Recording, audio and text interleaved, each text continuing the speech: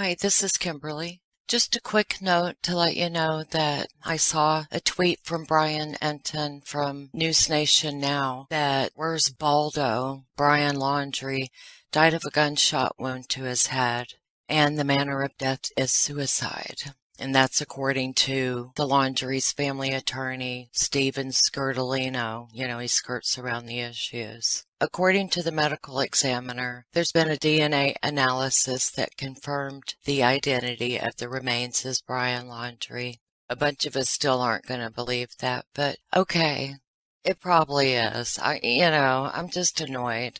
I wanted him to face the music, but he's a fucking coward. A weakling, sissy, mama's boy, mama's boy, mama's boy.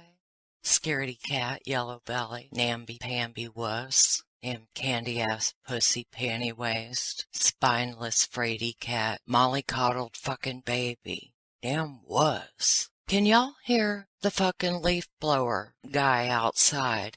I hate fall because of this, because of leaf blowers. And it's funny because I saw an article the other day and it was entitled, this man wrote this. He said, I'm a lawn care expert and I'm a leaf blower this time of year and everybody hates me. Yes, I had to agree with him on that.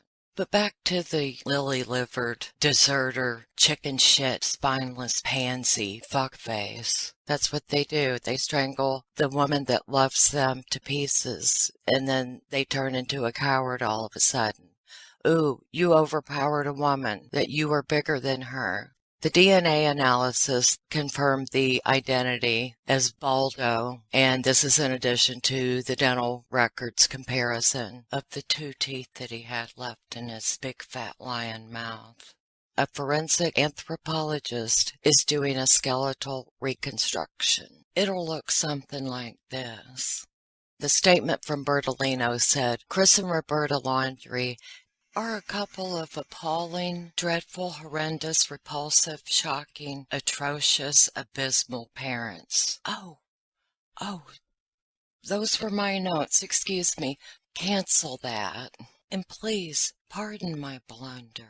The statement from Bertolino said, Chris and Roberta Laundrie have been informed the cause of death was a gunshot wound to the head, and the manner of death was suicide. Chris and Roberta are still mourning the loss of their son, and are hopeful that these findings bring Baldo back from the dead. Oops.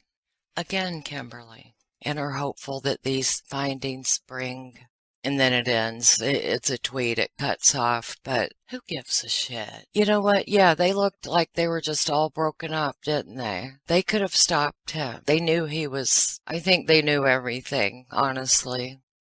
That reminds me, I found a picture that I'm not sure, but it might be Baldo's skull. You know how it was a partial skull and shit? And even if it's not, I was thinking of sending it to Mr. and Mrs. Laundrie because I noticed they liked putting plants on their front porch, and I thought this would make a nice flower pot, right? And remind them of Baldo all the time, every time they go in and out the door. Let me know your thoughts. I'm going to go ahead and pack it up so I can send it. So, in closing, fuck off. I'm going to attach a new story that Brian Entin did last night. He was guest hosting. He sat in for Ashleigh Banfield. You know, I just love them. This is my new favorite news station, News Now. So, I hope you enjoy this video. It's pretty good. I'm not talking about my video. I suck lately, and I know it. It's okay. I already know. The video Brian did was really good. I hope you enjoy. Have a great week, a wonderful Thanksgiving. If I don't talk to you before then, I think we're going to go to my brother-in-law's house and sister-in-law, my husband's brother and his wife, and then we'll come home and put our fat pants on and sit on the couch. Sounds like a good day, right? Truth is, we got to get out of there before the traditional somebody gets drunk and falls down the stairs thing. We're too old for that shit now. Much love and peace. Thank you for listening. Welcome back to Banfield. I'm Brian Entin in for Ashleigh tonight. Remembering Gabby Petito. The city of Northport, Florida today unveiled a memorial bench in Gabby's honor. It is covered in steel butterflies, a favorite of Gabby's, and a plaque which includes a Bible passage, Matthew 18:20. For where two or three are gathered together in my name, there am I in the midst of them. Aaron Betzner, the designer who worked with Gabby's family to make the bench happen, says he went with a 3-person design instead of the usual 2-person because he wanted it to be a place where people can come and sit, reflect on their own life, reflect on Gabby, kind of a little sanctuary space. It's located near the Northport City Hall. That is where that makeshift memorial to Gabby once stood. We were out there so many days. Supporters from across the country traveled to visit the memorial, bringing teddy bears, flowers, posters, and all sorts of mementos. They also came to Northport to try and find some answers. So many answers that we still need even right now, 2 months after Gabby's remains were found in Wyoming, and a month after Brian Laundrie's was found dead. Both cases remain open and active right now, still to this day. I'm joined by retired FBI agent Jennifer Koffendorfer. Jennifer, you and I were out there together in Northport. We were in the swamp together. We became friends from that experience. We were getting new information every single day, basically, updates either from police or the FBI or other sources. And then basically, boom, it all just stopped. And we've learned really nothing new in quite some time, yet we know the investigations are ongoing. What do you think the holdup is? Well, initially, Brian, to understand why there is this slow incoming of information, we have to understand that initially, up until they found Brian Laundrie's body, this was a grand jury investigation. 23 people seated, a prosecutor, assistant United States attorney specifically involved, presenting evidence to them through witnesses such as FBI agents, actual witnesses that knew things, coroner that would come in and give information. So this is a very long and tedious process. There were grand jury subpoenas issued for cell records, for bank records, for CCTV, and more than that, everything that encompassed that investigation. So it takes days for that information to be compiled and then to be returned by an FBI agent who presents that information to the grand jury. All that was going on prior to them finding the remains of Brian Laundrie. But Jennifer, the FBI never officially, up until this point, connected Brian Laundrie to Gabby Petito's death. Of course, they've called him a person of interest, and we've sort of put the pieces together. But don't they have an obligation at some point to come clean with the public and say, look, we think Brian did it and this is why? Because if they don't do that, aren't we all sort of left to wonder, what really happened? Absolutely. I think actually it was really semantics when we're talking about a person of interest. Brian Laundrie was definitely the subject of this investigation from all the evidence that was out there publicly, and that was supported, I believe, by evidence that was further collected by the FBI. The FBI will make a determination, not obviously through a grand jury now, because we don't need a true bill returned or no bill returned by a grand jury. They don't need to find probable cause. This case is not going to trial. But they need to let the public know, or if not, we have, in a sense, somebody who committed this murder out there. So the FBI will release some sort of presser indicating who they believe was responsible for this crime. And every week, Jennifer, I make all of my beat calls on this case. I call, the Northport Police Department. Last thing they told me was that they can't release any more information or any of our records requests because it's still technically an open investigation with the FBI. I also call and contact the FBI.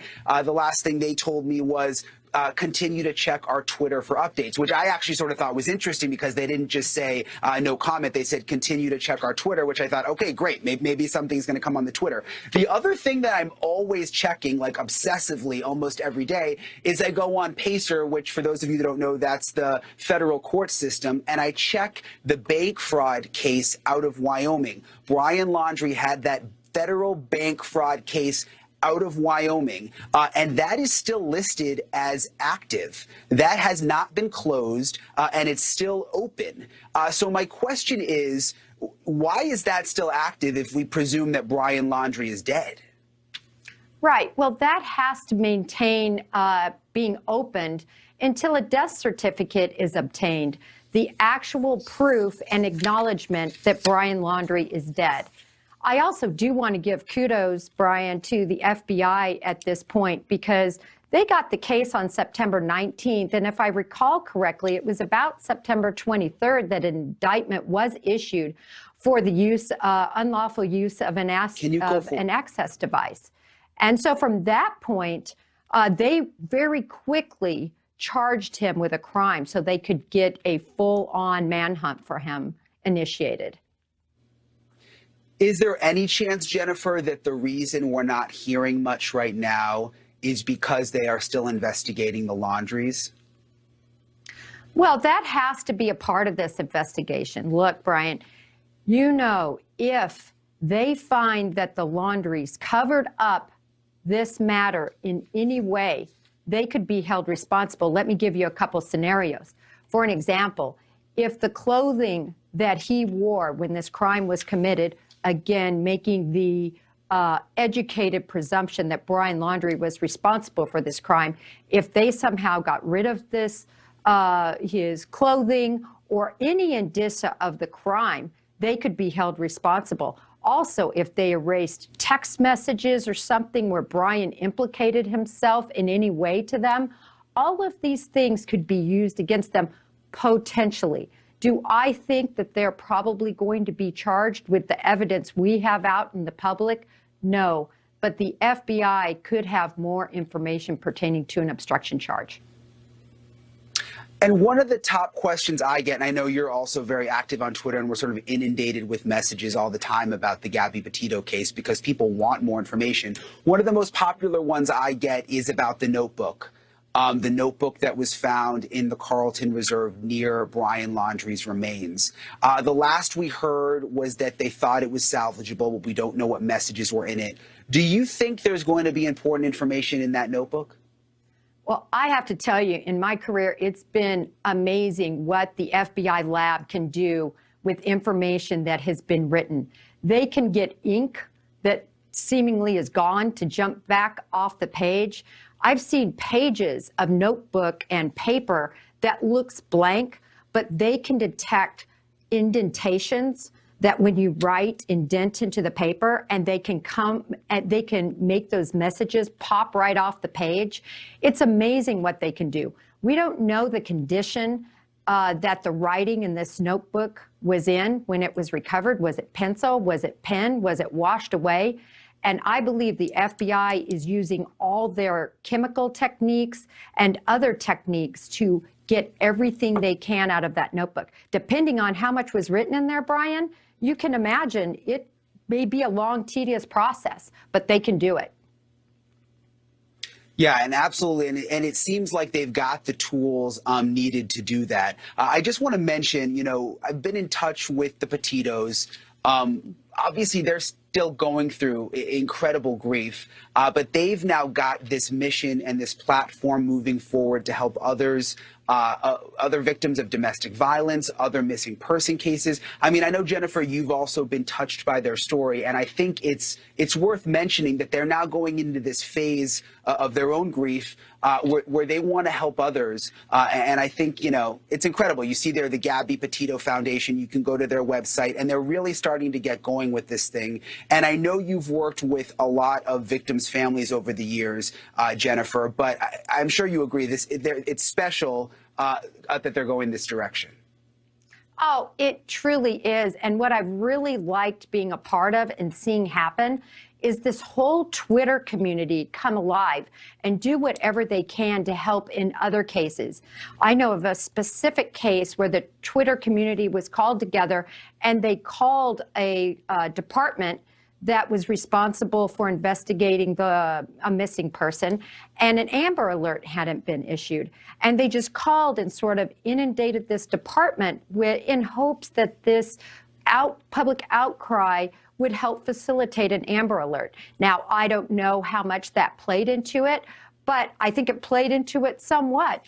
And I think it's wonderful what Gabby Petito, the foundation, this whole movement that's began where people involved in the cyber world are helping in these investigations. It's amazing, really. Yeah, it is incredible. You and I have made a lot of friends out there that have done a lot of good. People at home behind their computers literally getting to work, and you know who you are if you're watching, and pushing police departments to do Amber Alerts. So it's incredible, the community that's been formed. So thank you, Jennifer, for being part of that. Thanks for being on the show tonight, and I'll see you soon. As always, thank you, Brian.